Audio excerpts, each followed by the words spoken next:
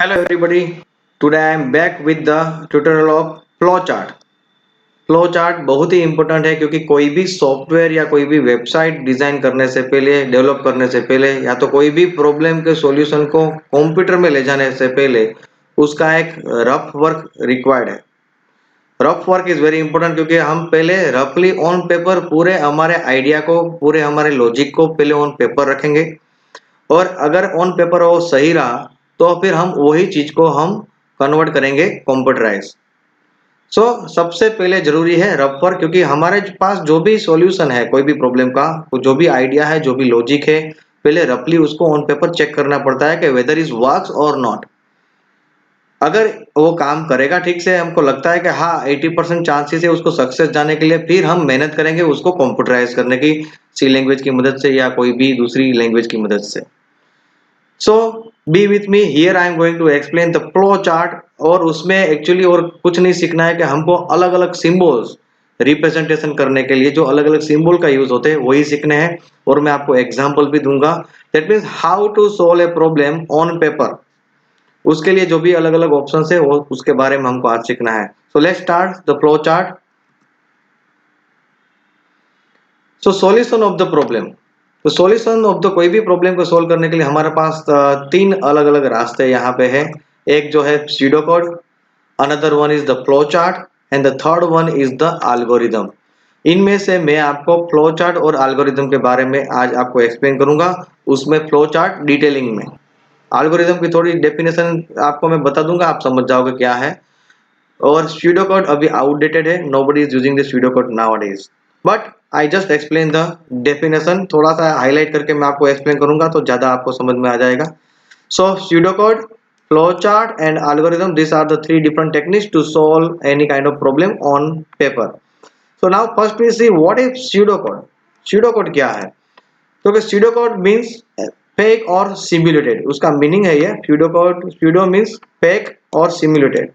We should consider the second meaning क्योंकि fake या word हम यूज कंसिडर नहीं करेंगे, हम सिमुलेटेड वर्ड को यूज करेंगे।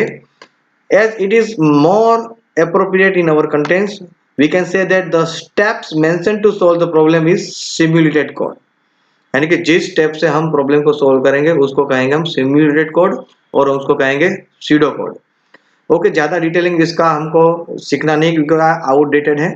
The main point is the flow chart. और फ्यूचर में भी जब भी आपको कोई वेबसाइट डेवलप करनी हो या सॉफ्टवेयर डेवलप करना है तो सबसे ज्यादा जरूरी है फ्लो चार्ट, यानी कि ऑन पेपर अपने लॉजिक को अपने सॉल्यूशन को रिप्रेजेंट करना, वो भी graphically. So now let we see what is flow chart exactly. So first we see the definition of flow chart. A flowchart is a technique in which we use the pictorial representation of every action that we perform within the machine process that solves a problem। In short अगर मैं आपको बताऊं कि explain करूं कि flow chart और कुछ नहीं है, the graphical representation of the solution, pictorial representation of the solution. यानी कि प्रॉब्लम सॉल्व करने के लिए हम जो जो एक्शन परफॉर्म करेंगे उसको पिक्चरियल वे पे यानी कि ग्राफिकल वे पे सिंबल से हमको रिप्रेजेंट करना है। Because the graphical representation is best to understand. कोई भी चीज को पिक्चर की मदद से अगर एक्सप्लेन करें तो जल्दी से और अच्छे से समझ में आ जाता है। इसलिए यहाँ पर भी सबसे पहले फ्लो चार्ट के तरीके से ही हमको हमारे लॉजिक को हमारे सॉल्यूशन को रिप्रेजेंट करना है। और यहाँ पे प्रॉब्लम सोल्व करने के लिए जो ग्राफिक्स है, जो पिक्चर है, जो सिंबल्स है, वो वर्ल्ड वाइड डिसाइड किए हुए हैं। यानी कि हम हर कोई जो है अलग अलग तरीके से सिंबल यूज करेगा तो मेरा सॉल्यूशन कोई और समझ नहीं पाएगा, is not a right things. So world wide approved कुछ सिंबल्स डिसाइड किए हुए हैं और वही symbol throughout the tutorial में आज आपको सिखाऊंगा और एग्जांपल के साथ। Be with me up to the end of this tutorial. Okay, a set of symbols showing a different actions is used to represent a flow chart और यही हमको सीखना है। ठीक है, now the symbols are called a components of the flow chart। all the symbols are called a components of the flow chart, यानी कि हम components के बारे में सीखेंगे with demo। now we start one by one all the symbols। the very first symbol is used to start and end, यानी कि सबसे पहले तो फ्लो चार्ट को स्टार्ट करना है और एंड भी तो करना है कोई भी प्रॉब्लम को सोल्व को। तो स्टार्ट और एंड के लिए यहाँ पे सेम शेप यूज होता है, वो है ओवल। ओवल का यूज होता है। स्टार्ट के लिए आपको ओवल के अंदर लिखना है स्टार्ट और सबसे लास्ट में भी यही ओवल शेप ही होगा और उसके अंदर हम लिखेंगे एंड, जिसका सिंबल का नाम है terminal. Here start and end components are used to show the beginning and the end of the flowchart and it represented by an oval shape। यहाँ पे oval shape है, ठीक है। फ्लो चार्ट को स्टार्ट करने के लिए और एंड करने के लिए दोनों के लिए सेम शेप यूज होगा, ओवल शेप, और वो सिंबल को हम नाम दे रहे हैं टर्मिनल। बिगिनिंग करने के लिए यानी कि फ्लो चार्ट की शुरुआत करने के लिए ओवल शेप ड्रॉ करेंगे और उसके अंदर लिखेंगे स्टार्ट, और एंड के लिए सबसे लास्ट में भी यही शेप होगा ओवल और इसके अंदर हम लिखेंगे एंड। ओके तो सबसे फर्स्ट और लास्ट सिंबल जो होगा वो टर्मिनल होगा यानी कि ओवल शेप होगा। This symbol is use twice in a flow chart, दो बार यूज होगा, एक स्टार्ट करने के लिए और दूसरा एंड करने के लिए। It is use in the beginning as well as at the end of the flow chart. तो ये हो गया हमारा स्टार्टिंग एंड एंड, शेप है ओवल, सिंबल का नाम है terminal. The symbol is also called a terminal symbol. Okay तो इसको सिंबल को टर्मिनल कहते हैं और शेप कौन सा है, यहाँ पे ओवल शेप है। ध्यान से, शेप ओवल है और उसको सिंबल में हम उसको कहेंगे terminal. Now let we see the another one, input output.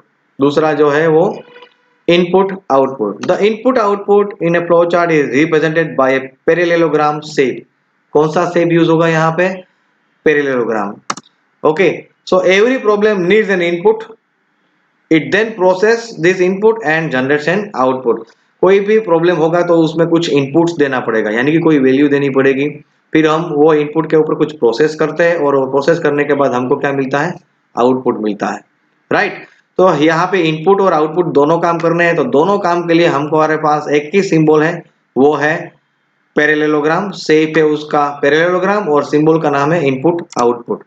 तो यहाँ पे आप देख सकते हैं this is the shape of parallelogram. ये जो शेप है वो उसको कहते हैं पैरेललोग्राम। रेक्टेंगल को थोड़ा सा क्रॉस में यहाँ पे हमको ड्रॉ करना है तो वो शेप बन जाता है पैरेललोग्राम, और ये सिंबल का नाम है input output. The name of symbol is input output and the shape that we use for input output is parallelogram. जिस शेप का यूज करते हैं वो है पैरेललोग्राम। क्लियर। और उसका काम क्या है, कोई भी चीज को अगर इनपुट करनी है, कोई वैल्यू हमको देनी है या तो रिजल्ट प्रिंट करवाना है, आउटपुट देना है, तो दोनों के दोनों काम हम पैरेललोग्राम के अंदर ही लिखेंगे, इनपुट आउटपुट सिंबल के अंदर ही लिखेंगे। Now going ahead, now the next thing is an arrow, not input output, यहाँ पे एरो आएगा। उसका नाम है flow. An arrow is used to show the sequence of actions that are to be perform. यानी कि सीक्वेंस के पहले यहां जाना है, फिर यहां जाना है, फिर यहां जाना है, यहां से यहां जाना है। तो एरो से हम पता कर सकते हैं कि पूरे फ्लो चार्ट में हमको कौन सी सीक्वेंस फॉलो करनी है, कहां से कहां जाना है, वो हम एरो से बताएंगे उसको। Okay the start symbol will only have arrow going out while the mid symbol will have arrow coming in. तो यहाँ पे मैं आपको बताता हूँ कि एरो के सिंबल्स कैसे होते हैं। The symbol is called flow. Shape actually arrow है मगर इस सिंबल का नाम है एरो। आप डायरेक्शन देने के लिए, फ्लो चार्ट के डायरेक्शन के लिए आप कोई भी एरो यूज कर सकते हैं, left, right, up and down. मगर आप ऊपर से नीचे आ रहे हो तो सबसे पहला सिंबल होगा नीचे का, ठीक है। उस तरह से कनेक्टिविटी आगे चलती जाएगी। So here what is the use of arrow, to show the direction, to show the sequence of our flow chart के कहाँ से कहाँ जाना है, नथिंग एल्स। जिससे पता चले कि सीक्वेंस क्या है, एग्जैक्ट कौन से ऑर्डर में हमको फ्लो चार्ट सोल्व करना है। Now next step is, next symbol is the process. Process means क्योंकि कोई भी फॉर्मूला होता है उसका कोई कैलकुलेशन करेंगे, जो भी कुछ करना है वो उसको हम कहते हैं प्रोसेस।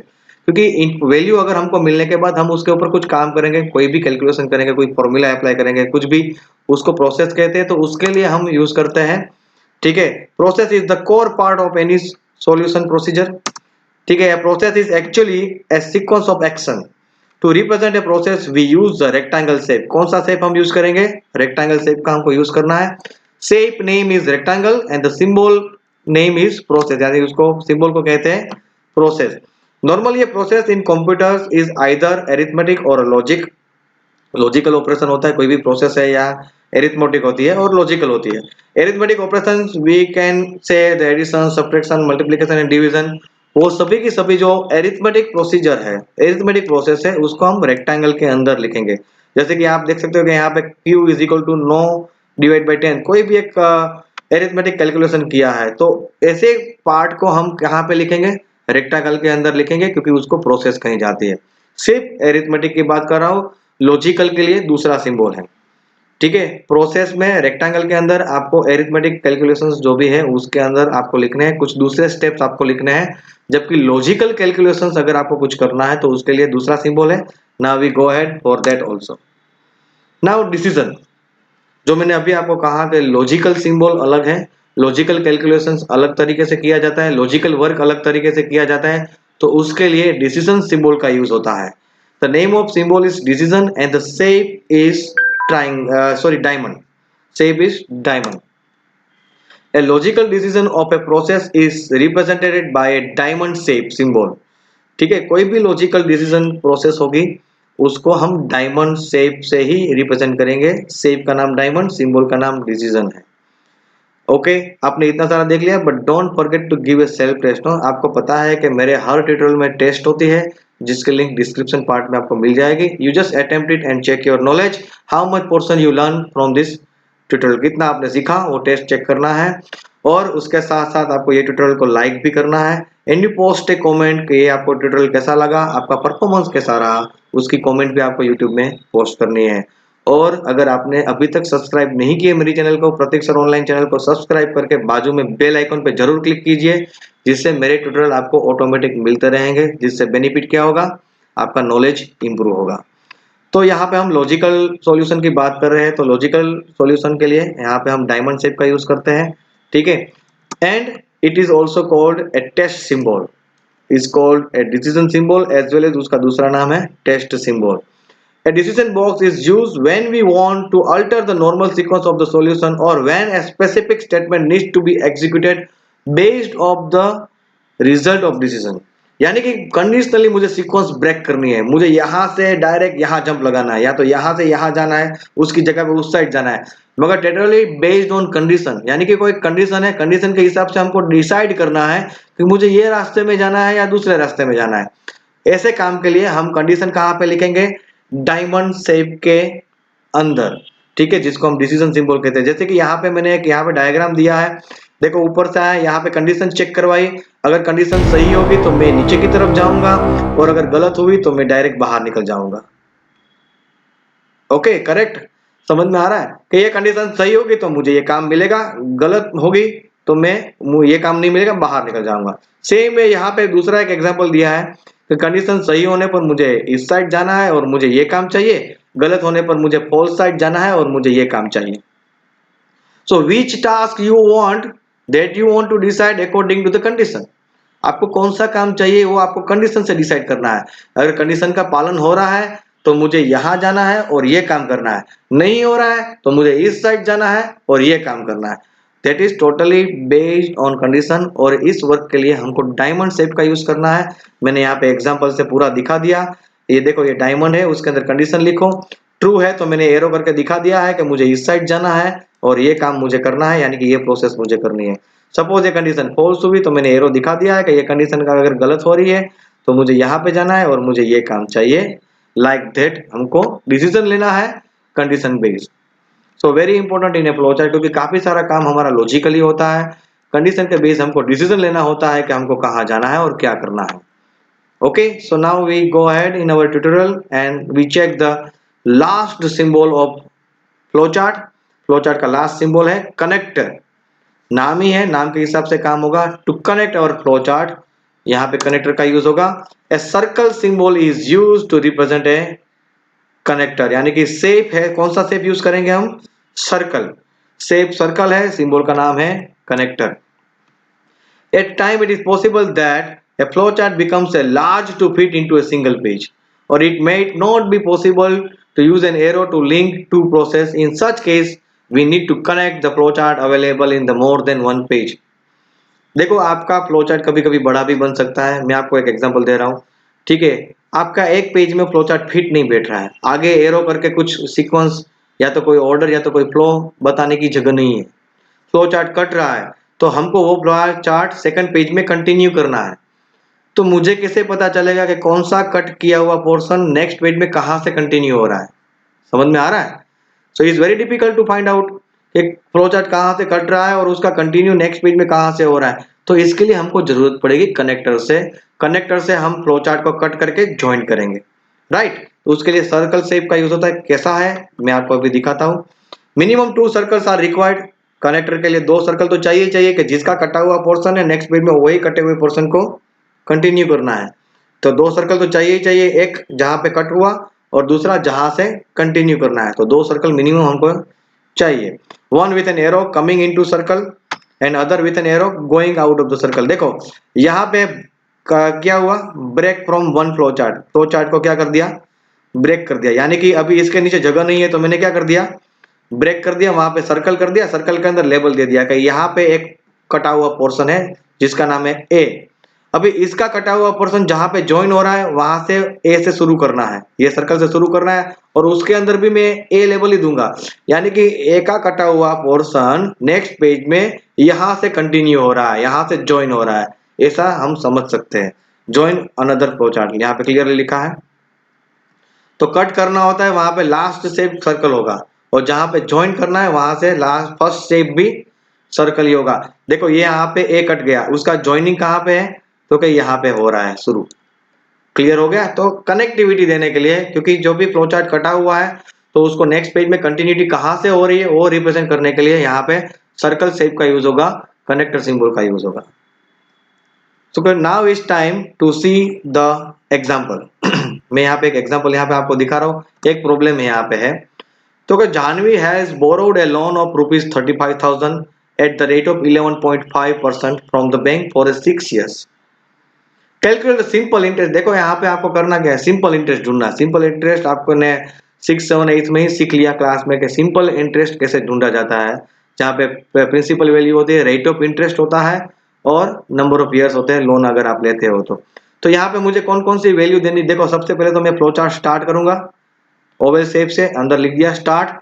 आगे बढ़ूंगा तो मुझे principal value, rate of interest और नंबर ऑफ ईयर्स पहले मुझे देने पड़ेंगे।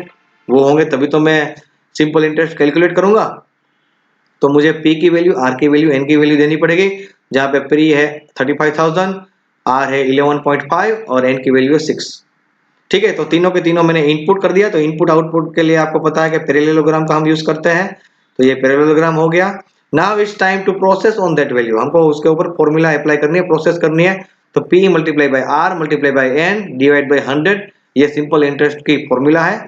PRN डिवाइड बाय 100, तो वो कैलकुलेट हो जाएगा और उसकी वैल्यू I के पास स्टोर हो जाएगी। यानी कि आंसर किसके पास है, I।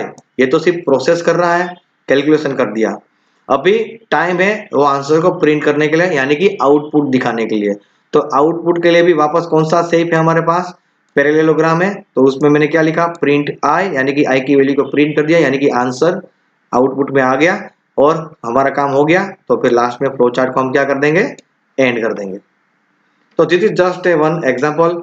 जो एक प्रॉब्लम था उसको सोल्व करने के लिए मेरे पास जो लॉजिक था, मैंने जो सोचा था वो मैंने यहाँ पे डायग्रामेटिकली रिप्रेजेंट कर दिया। So understand, I think flowchart is clear. Now it's time to see the little bit portion of the algorithm. थोड़ा सा सबसे पहले तो एडवांटेज बाकी रह गया, सॉरी। एडवांटेजेस और डिसएडवांटेज भी पता होने चाहिए आपको फ्लोचार्ट के क्या क्या है। एडवांटेजेस देख लेते हैं। As it provide the pictorial representation of the problem solution, it is very easy to understand.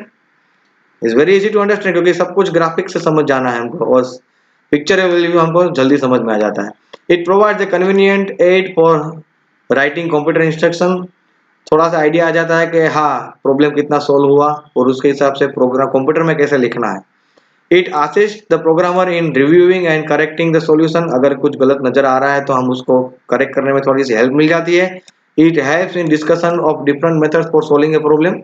अलग अलग तरीके से प्रॉब्लम सोल्व करने का तरीका दिमाग में हमको आता है। ठीक है, थोड़ी हेल्प मिल जाती है हमको। डिसएडवांटेजेस की बात करें तो drawing a flow chart for a large and complex problem is very tedious job और बोरिंग जॉब, और थोड़ा मुश्किल भी हो जाता है। बहुत बड़ा सॉल्यूशन है तो उसको ग्राफिकली रिप्रेजेंट करते जाओ 3, 4, 5 पेज का, तो थोड़ा सा टेडियस जॉब मिल जाता है, टाइम कंज्यूमिंग है, ज्यादा टाइम लेगा। As flow chart consist of symbols, any changes और modification in the program logic will most of times requires a new flow chart. क्योंकि एक बार सिंबल ड्रॉ कर लिया और फिर बाद में पता चला कि यहाँ पे तो ये सिंबल नहीं आएगा, दूसरा सिंबल आएगा, तो पूरे सिंबल को इरेज करके नया सिंबल बनाना तो इज अ डर्टी वर्क। तो आपको वापस नया पूरा फ्लो चार्ट बनाना पड़ेगा, is a one point of disadvantage.